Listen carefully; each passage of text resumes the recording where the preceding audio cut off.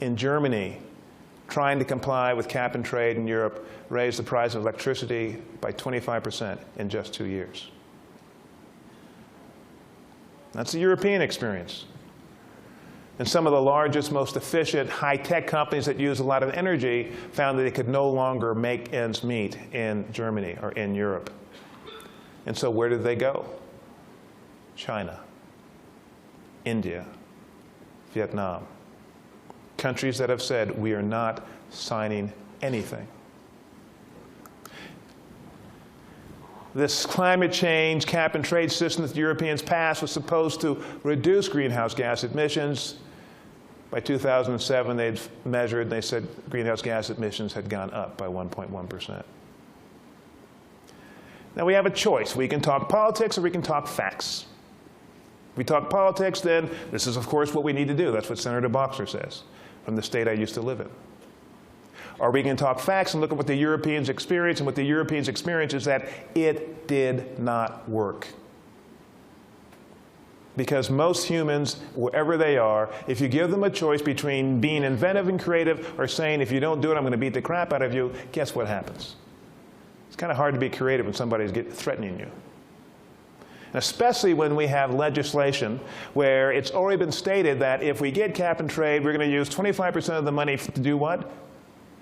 To reduce the deficit?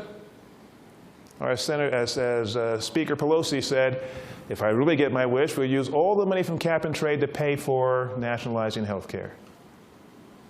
Well, paying down the deficit's important, and making sure that people, when they get sick, can be taken care of is important.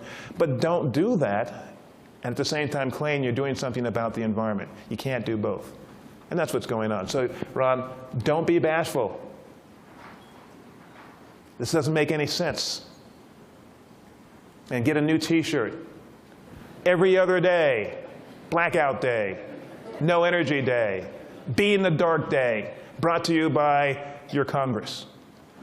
And if people start to understand, don't be shy. If they start to understand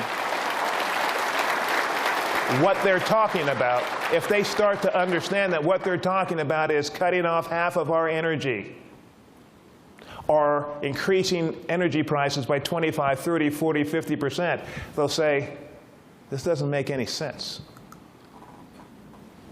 In Germany, the German cement producers are saying, if we don't do something about this European plan, it's going to cost, our energy costs are going to go up by 50%. And if you know anything about making cement, it's one of the most energy-intensive businesses in the world.